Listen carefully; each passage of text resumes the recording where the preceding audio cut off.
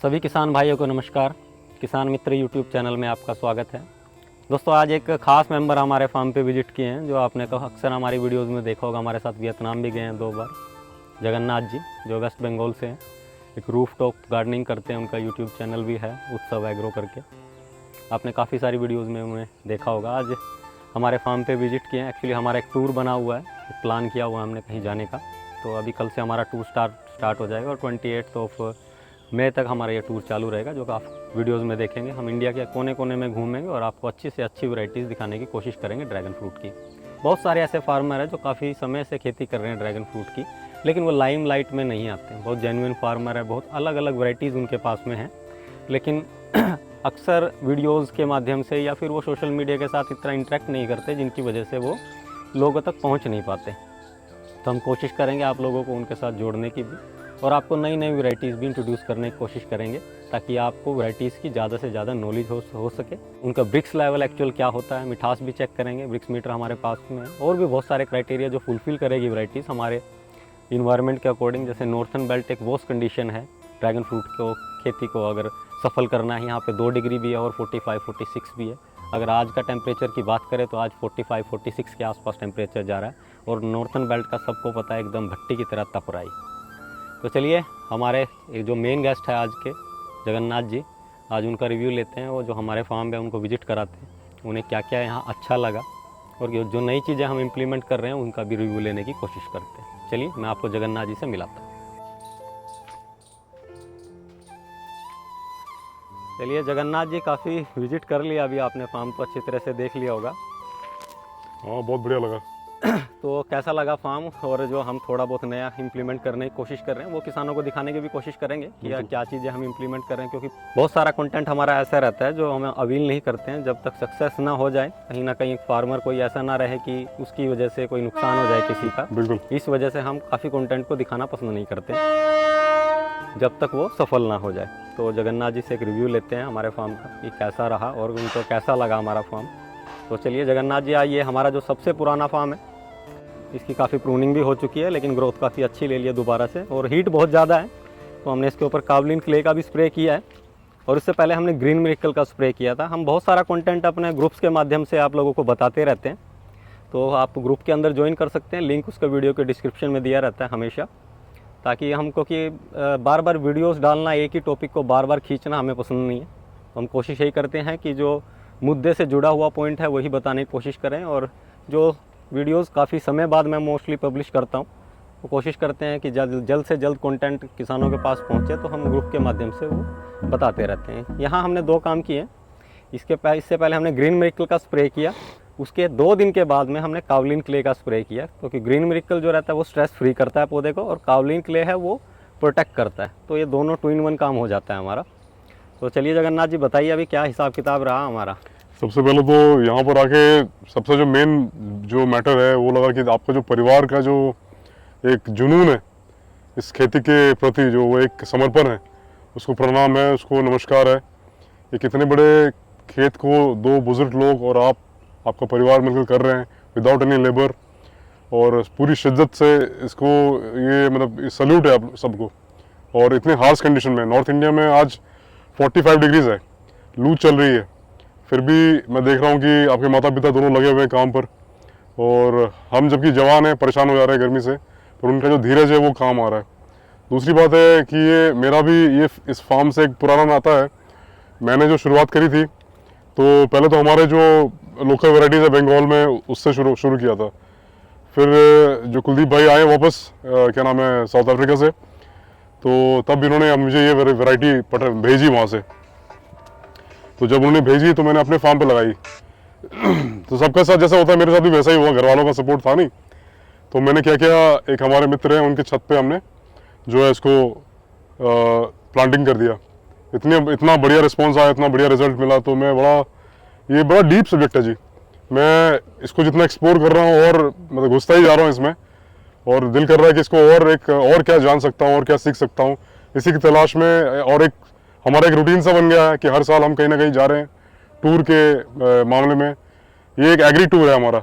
Agree tour क्या होता है कि हम बहुत सारे किसानों को विजिट करते हैं, फिर वहाँ से ढूंढ के ले आते हैं, आपके पास पेश करते हैं। कि देखिए भाई जी ये हमारे सामने है, और जो जैसा है उसको वैसे ही प्रेजेंट करते हैं, कोई बड़ा चढ़ा कर नहीं बोलते हम कि ये बढ़िया है वो ख़राब है, ये जिस सबका बढ़िया है। बस इतना है कि हमें प्यास है तो हम कर रहे हैं, ये हमारी रुचि है, इसको लेकर हम आगे बढ़ रहे हैं। कुलदीप जी का जो देखिए इतनी मेच्योर्ड जो वैरायटीज़ हैं उनको देखिए इनकी काट के ढूंढ ढूंढ के बढ़िया वैरायटीज़ लेके आए हैं यहाँ पर, और उनको ग्राफ्टिंग किया इन्होंने। इनका सबका फ्रूटिंग अगले साल हमें देखने को मिलेगा, और इनके फार्म पे अगर बढ़िया होता है तो हमें सबका बेनिफिट है ना, कि ये ढूंढ के लेके आए हैं तो हम सबको इसका जो है बेनिफिट मिलेगा कि अगर बढ़िया वैरायटी है, हमारे वेदर को सूट करता है, कमर्शियल फ्रूटिंग हम इससे ले पाते हैं, तो सबका भला हो जाएगा। तो ये ड्यू रिस्पेक्ट है।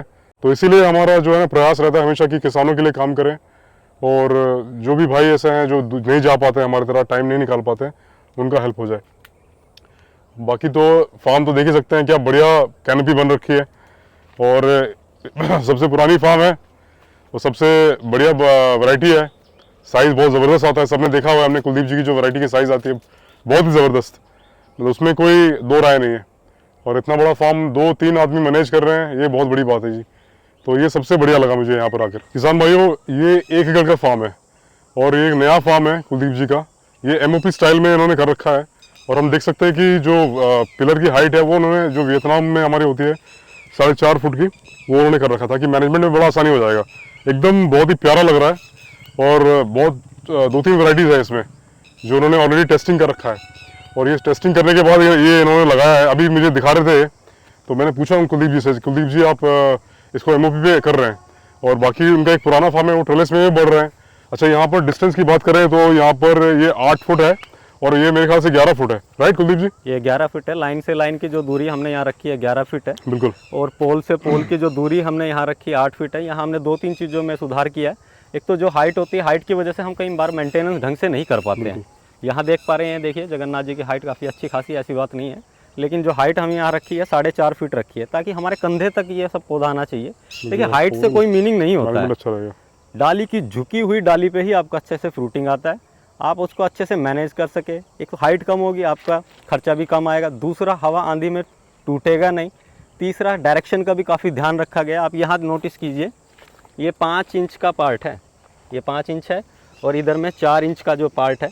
हवा का डायरेक्शन हमारा ये वेस्ट है और ये ईस्ट है, तो हमारी जो मोस्टली हवाएं चलती है वो ईस्ट टू वेस्ट चलती है या फिर वेस्ट टू ईस्ट चलती है। तो हमने उसका काफ़ी ध्यान रखा है, क्योंकि 1 इंच में बहुत इम्पैक्ट होता है। अगर आप डायरेक्शन चेंज करेंगे तो टूटने की संभावना होती है। काफ़ी सारी वीडियोज़ में आपने देखा हमारे कहीं पोल टूट जाते हैं हवा आंधी में। एक तो उनकी हाइट ज़्यादा थी, दूसरा उनकी डायरेक्शन भी बहुत गलत थी। तो यहाँ हमने काफ़ी सुधार किया उस चीज़ में। कुलदीप जी, इसके बीच में आप इंटरक्रॉप लेने के लिए सोच रहे हैं क्या? ये MOP सिस्टम है, यहाँ इसके बीच में इंटरक्रॉप के रूप में हम सब्जियां वगैरह उगा सकते हैं, लेकिन हमने ट्रेलिज में एक पूरा इंटरक्रॉप के लिहाज से ही एक पूरा सेटअप रेडी किया पुराने फील्ड में। हाँ, जो हम आपको अभी दिखाएंगे, जगन्नाथ जी भी इसको एक्सप्लेन करेंगे अच्छे से, क्योंकि हमने काफ़ी ट्रायल किए हैं दूरी के हिसाब से भी, क्योंकि फार्मर्स को इस तरह से गुमराह कर दिया जाता है कई बार कि 1 एकड़ में आप 8,000 पौधे लगाइए, 6,000 पौधे लगाइए, लेकिन वाकई में हमने हर ट्रायल कर लिया है। यहाँ हमने जो 4,000 के सिस्टम से भी लगा के देखा है, ट्रेलिज मेथड में 6,000 के सिस्टम से भी और 8,000 के सिस्टम से भी। हम आपको वो लाइनें भी दिखाएंगे, उसमें कमियाँ क्या थी वो भी बताएंगे, और सुधार क्या हुआ है वो भी बताएंगे। कुलदीप जी, ये ट्रेलिस बहुत बढ़िया बना रखा है आपने, ये तो लाजवाब हो रखा है, कहीं फंगस का नामो निशान नहीं है, और इतनी गर्मी में बहुत ज़बरदस्त ग्रोथ हो रहा है। तो इसका राज हमारे जो व्यूअर्स हैं सबको बताइए आप थोड़ा सा, क्या आपने जो लाइन लगी थी ये 16 मार्च को लगी है, 16 मार्च 2023, यानी पिछले साल। करीबन 13-14 महीने की ग्रोथ है ये ऑलमोस्ट। अच्छा। और इस वैरायटी की खासियत यह है कि इस पे फंगस नहीं आती है। अच्छा।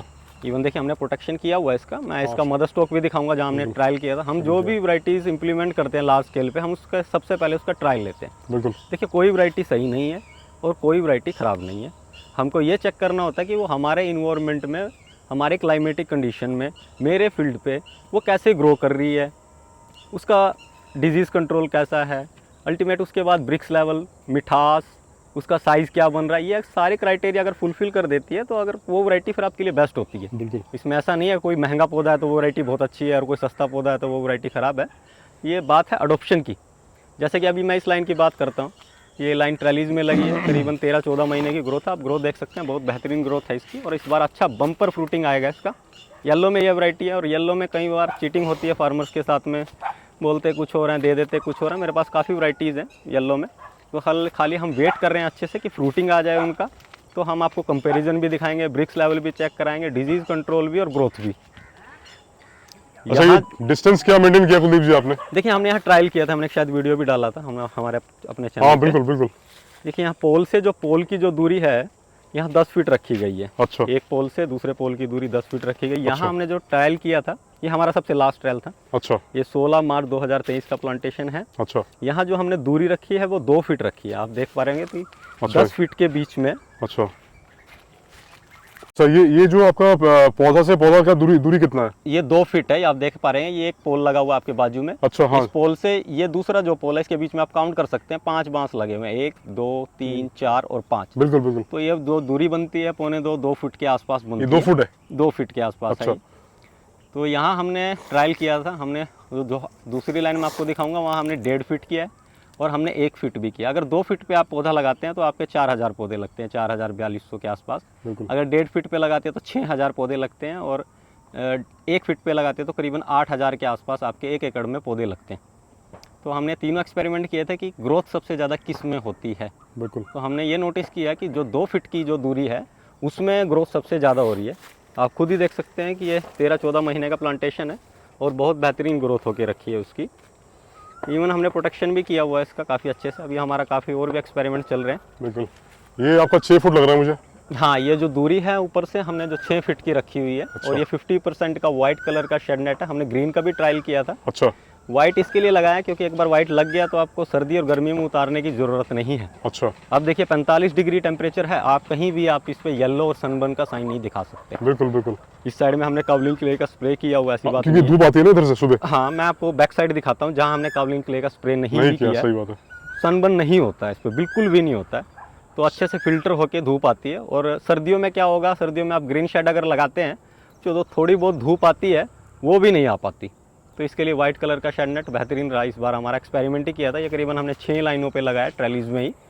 और अभी हम फोगिंग के लिए भी काम कर रहे हैं, काफ़ी एक्सपेरिमेंट हमारे चल रहे हैं। बहुत ज़बरदस्त स्ट्रक्चर बनाया आपने, ये बहुत मजबूत बनाया आपने। देखिए इसमें भी हमने काफ़ी गलतियाँ की है, ऐसा नहीं है। देखिए बांस जो है वो एक समय के बाद गल जाता है। बिल्कुल। और फिर ये अपनी जगह टिल्ट होगा और फिर उसे मैनेज करना महाभारत हो जाती है। मैं आपको दिखाता हूँ, देखिए कैसे वो हिलता है अपनी जगह से, और फिर उसको सीधा करना ये कोई एक मजाक नहीं है।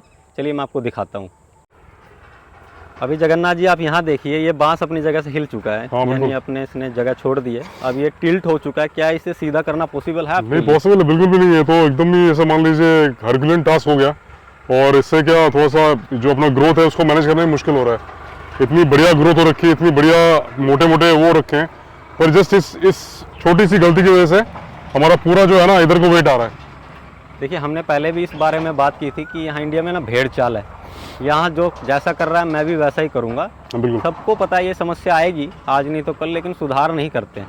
लेकिन इसमें हमने काफ़ी सुधार करने की कोशिश की है। चलिए हम दिखाते हैं आपको सुधार भी क्या किया है। अच्छा, एक बात है कि इसमें कावलिन आपने स्प्रे किया नहीं? इस लाइन पे देखिए कोई कावलिन का स्प्रे नहीं है, आप देख पा रहे हैं। फिर भी कोई सनबर्न का इशू नहीं है? इस पे कोई सनबर्न नहीं, काफ़ी, क्योंकि साइड से भी काफ़ी प्रोटेक्टेड, ऐसी बात नहीं है। बिल्कुल। लेकिन सनबर्न इस वैरायटी में आता नहीं है। ये वैरायटी है जिंदू। इसका एक शायद आपने एक वीडियो भी डाला होगा। देखिए ग्रोथ देखिए कितनी बेहतरीन ग्रोथ है।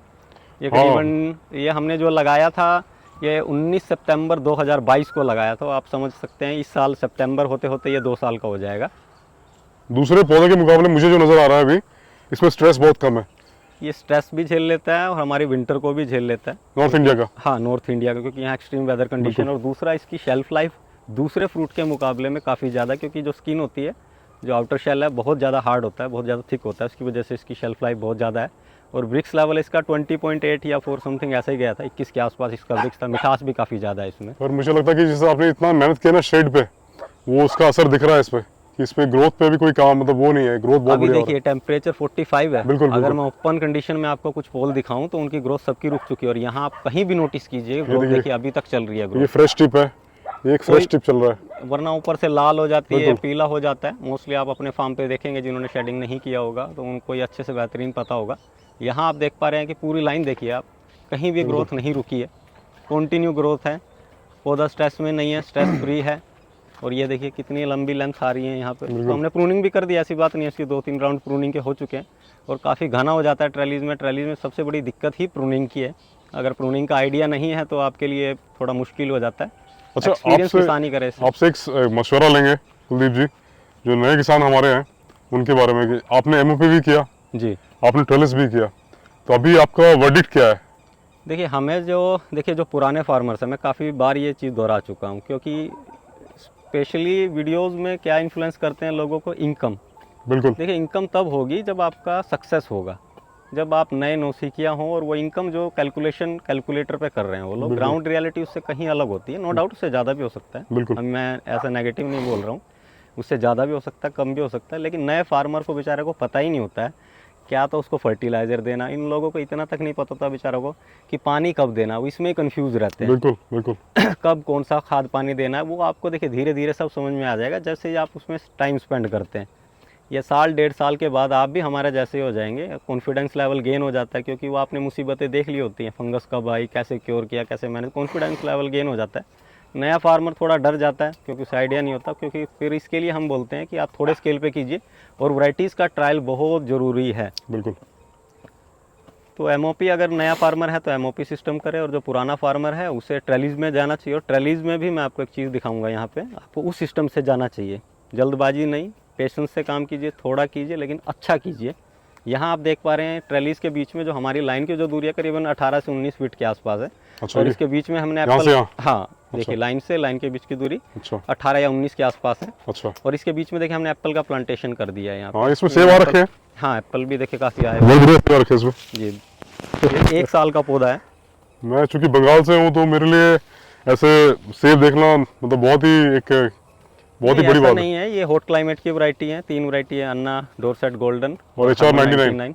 ये तीनों अच्छी ग्रो हो जाती हैं। देखिए यहाँ टेम्परेचर अभी 45 है, हाँ, कोई बिल्कुल। सनबर्न नहीं है, पौधा अच्छे से हेल्दी है बहुत बढ़िया। और फ्रूटिंग भी आ रहा है। और जो पकेगा ये जून और जुलाई के आसपास पकेगा, जब सेब लगभग कहीं होता नहीं है, तो उस समय रेट भी काफ़ी अच्छा है और साइज़ भी काफ़ी अच्छा बन रहा है। ऐसा नहीं है कि सेब लगता नहीं है। ये देखिए नीचे डालियाँ झुक गई हैं कितनी, ये देखिए अच्छा सेब आ रहा है इस पर, एप्पल अच्छा आया। देखिए ऐसा नहीं कि साइज़ नहीं बनता है, साइज़ बनता है, क्यों नहीं बनता है। यही है कि बस आपको प्रूनिंग का और सब चीज़ों का ध्यान रखना होता है। नई चीज़ें हैं तो थोड़ा ध्यान ज़्यादा रखना होता है। इससे हमारे ड्रैगन फ्रूट को कोई दिक्कत नहीं होगी? देखिए 2-3 चीज़ों का ध्यान रखना होता है। जो अगर आपने इस तरह का एप्पल का प्लांटेशन किया है तो दूरी थोड़ा ज़्यादा रखें, क्योंकि अच्छा। इसकी रूट जो है वो काफ़ी दूर तक स्प्रेड होती है। अच्छा। दूसरा, वैसे मैं एप्पल का रिकमेंडेशन नहीं करता, ये हमने काफ़ी पहले लगा दिया था शौकिया तौर पे बच्चों के लिए। लेकिन अगर आप नया प्लांटेशन करते हैं तो उसमें 2-3 चीज़ों का ध्यान रखना चाहिए। एक तो जो आप बीच में इंटरक्रॉप कर रहे हैं या हॉर्टिकल्चर क्रॉप लगा रहे हैं, तो उसका रूट जोन कहाँ तक बनता है, अच्छा। कितना गहरा बनता है, उसकी कैनोपी एक समय के बाद कितनी फैलेगी। क्योंकि मेन क्रॉप हमारी ड्रैगन फ्रूट है, ना कि हॉर्टिकल्चर क्रॉप्स। बिल्कुल। लेकिन हमें क्रॉप ऐसी लगानी चाहिए कि वो आपको ड्रैगन फ्रूट जैसा ही इनकम दे। आम, अमरूद, नींबू लगाने का कोई मीनिंग नहीं है। उससे ना तो आपको एक अच्छी इनकम जनरेट होगी, कहीं ना कहीं अल्टीमेटली आप अपने ड्रैगन फ्रूट को ही मुसीबत में डालेंगे। तो हमें क्रॉप ऐसी लगानी है जो आपको ड्रैगन फ्रूट के मुकाबले में इनकम जनरेट करके दे। मैं आपको कुछ पौधे दिखाऊंगा जो हमने इसका ट्रायल किया हुआ है, काफ़ी सक्सेस रहा हमारा ट्रायल और हम उसी वे में अभी आगे बढ़ रहे हैं। चलिए मैं आपको एक दूसरे फील्ड पे लेके चलता हूँ जो हमने ट्रेलिज में नया इम्प्लीमेंट किया और जो यहाँ गलतियाँ की है वहाँ सुधार करने की हमने पूरी कोशिश की है। चलिए जगन्नाथ जी, दूसरे हमारे तीसरे फील्ड पे चलते हैं।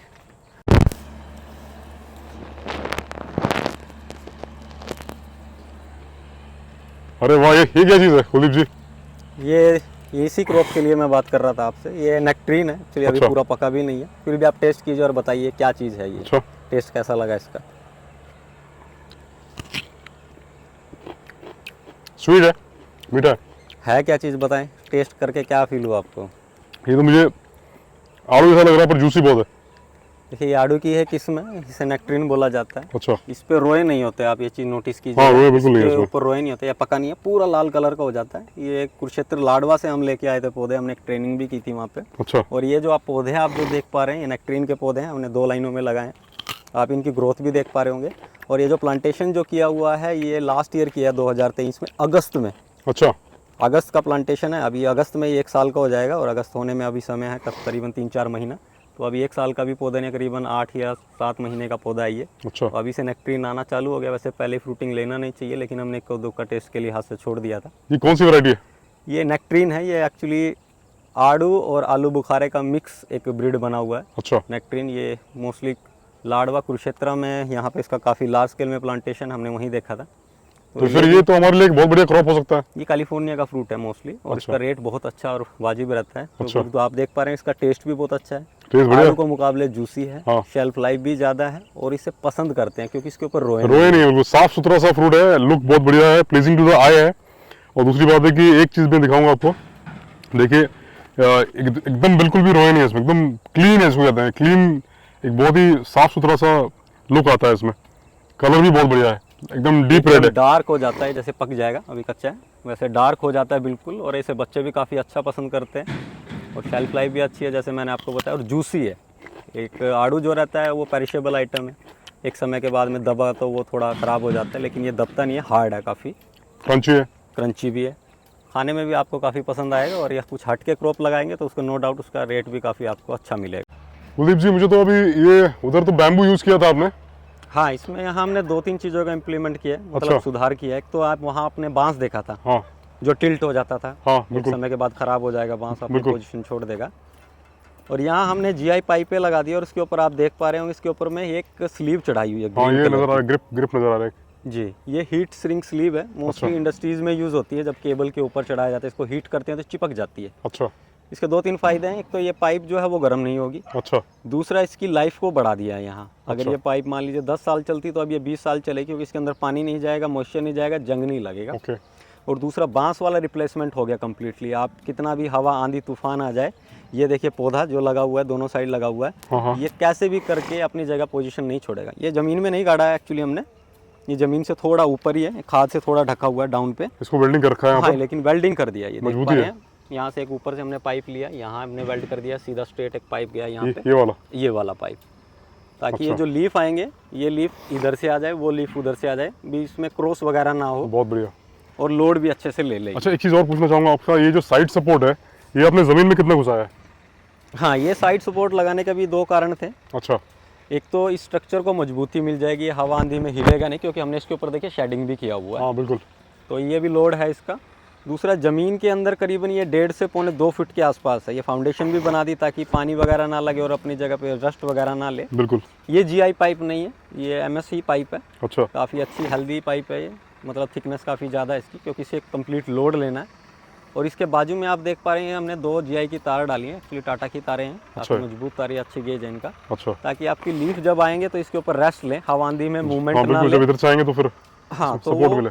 टूटे ना, क्योंकि पाइप के आप ऊपर में झूलने के बाद में हवा आंधी में मूवमेंट लेंगे तो टूटने की संभावना होती बिल्कुल है। बिल्कुल बिल्कुल। और इस तरह से नट बोल्टिंग प्रोविज़न दिया कि कल ये कल ये जो तारें हैं ये गर्म होती है तो सैग लूज हो करती है। जाती है, तो आप यहाँ से टाइट करेंगे तो आप इसको खींच भी सकते हैं, तो ये टेंशन में रहेगी हमेशा। मेरे ख्याल से इस स्ट्रक्चर में आपका बहुत ज़्यादा खर्चा हुआ है। देखिए काफ़ी खर्चा तो काफ़ी ज़्यादा हो गया, लेकिन अब इसमें और भी मॉडिफिकेशन कर रहे हैं, अच्छा। क्योंकि हम और भी एक्सटेंड कर रहे हैं। अभी फार्म को जुलाई में करीबन 5 से 6 लाइनें मैं और एक्सटेंड कर रहा हूँ, क्योंकि जीआई में तो काफ़ी ज़्यादा हमारा पैसा खर्चा हो जाता है। और जब हम हीट सिंक स्लीव चढ़ा ही रहे हैं तो आप इसकी जगह एमएस पाइप भी यूज़ कर सकते हैं, तो लाइफ ऑलमोस्ट सेम हो जाएगी। क्योंकि जीआई अगर ओपन में है तो अच्छा है, लेकिन हमने हीट सिंक स्लीव इसके ऊपर में चढ़ाई दी है, तो आप जीआई पाइप की जगह एमएस पाइप यूज़ कर सकते हैं, जिससे आपकी कॉस्ट भी करीबन 30-40% डाउन हो जाएगी। अच्छा ये तो बहुत महंगे पौधे मुझे नज़र आ रहे हैं अभी, ठीक है ना। ये LD1 के पौधे हैं। इसको बचाने के लिए आपने इसको साइड वो किया है? इससे पहले हमने शेडिंग नहीं की थी। अच्छा। इसके लिए, क्योंकि पाइप पौधे की हाइट भी बहुत देखिए छोटी है, अच्छा। और इसके लिए हमने इसको साइड से कवर कर दिया था, क्योंकि मैनेज करना था। और ये हमारे पास ग्रीन शेड काफ़ी समय से पड़ा हुआ था, फटे धूप हुए जो इधर से आती है ना, हाँ, हमारा जो सूरज निकलता है वो ऐसे निकलता है, हाँ, बिल्कुल। घूमते हुए, तो जो सनलाइट आती है ऐसे आती है अच्छा। मोस्टली, तो इसके लिए हमने इसको प्रोटेक्ट कर दिया। ये जो प्लांटेशन देखिए आप, हमने प्लांटेशन का हमेशा डेट लिख देते हैं।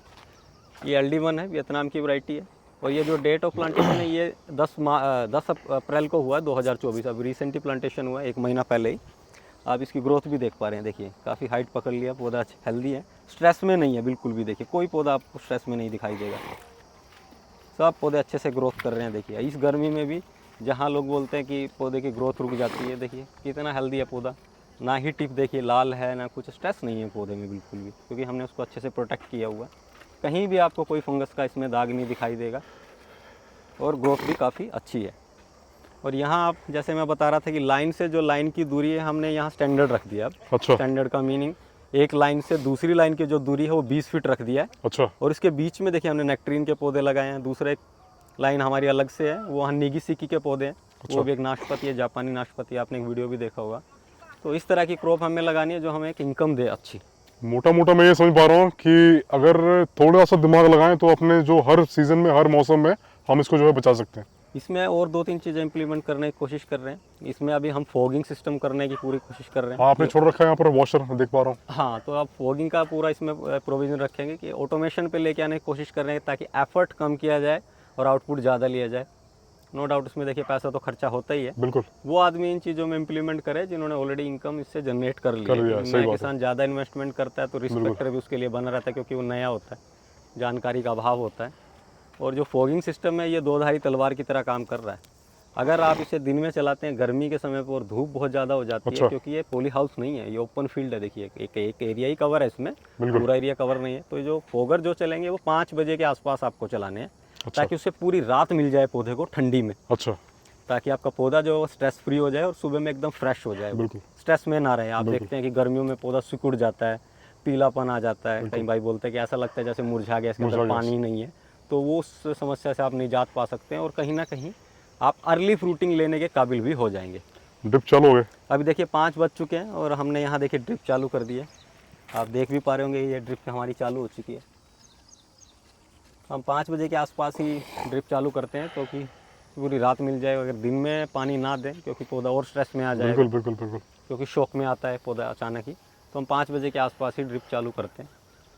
इस वक्त मौसम जो है थोड़ा सा बर्दाश्त करने लायक हो गया है। वेदर कंडीशन इतनी एक्सट्रीम बनी हुई है, ओले वगैरह, और देखिए यहाँ कितना भी ओला गिर जाए कहीं ना कहीं हमारा शेडिंग भले थोड़ा डैमेज हो जाए लेकिन प्रोटेक्टेड है अभी भी बहुत ज़्यादा। तो ये प्रोविज़न भी रखने की कोशिश कर रहे हैं। बहुत बढ़िया काम कर रहे हैं कुलदीप जी, आप इतना सारा तामझाम आपने किया है। मैं समझता हूँ कि इस तरह का जो इतना हैवी वर्क मेरे ख्याल से किसी भी फार्म में नहीं है अभी तक, जितना मैंने विजिट किया है। हम कोशिश ये करते हैं कि जो समस्या आए तो उस समस्या का समाधान ढूंढना जाए, बिल्कुल, ना कि उसको ढोते रहें। जुगाड़ नहीं करना है। जुगाड़ नहीं, इसका परमानेंट सॉल्यूशन निकालने की कोशिश करें ताकि आपको भी बेनिफिट हो और जो फार्मर हमसे जुड़े हैं या जो हमको फॉलो करते हैं या जो थोड़ा बहुत हमारे पास में नॉलेज है उसको अगर आप लेते हैं या फिर अपनी चीज़ों पे इम्प्लीमेंट करते हैं अपने फार्म पे, ताकि आपको ज़्यादा से ज़्यादा बेनिफिट हो। देखिए हमने ऑलरेडी एक्सपीरियंस कर लिया इन चीज़ों का, और वही चीज़ें आप गलती रिपीट करेंगे तो क्या मीनिंग है। बिल्कुल। तो अगर समस्या आती है तो समाधान भी है उस चीज़ का, ऐसी बात नहीं है। ओवरऑल पूरा फार्म घूमा, ओवरऑल पूरा फार्म देखा, देखने के बाद मुझे एहसास हो रहा है कि अभी भी कितना कुछ जानना सीखना बाकी है। तो जितना घूमेंगे उतना जानेंगे उतना सीखेंगे। तो ये जो है ना, ये मोटिव लेके हम आगे बढ़ रहे हैं। और नेक्स्ट आप लोगों से मुलाकात होगी अब केरला में, और दिनेश जी के यहाँ भी जा रहे हैं हम, तो दिनेश जी के फार्म पर भी मिलते हैं आप लोगों से। आज के लिए इतना ही। हमारा शायद एक नया नेक्स्ट एपिसोड आए वो राजस्थान से होगा। नमस्कार।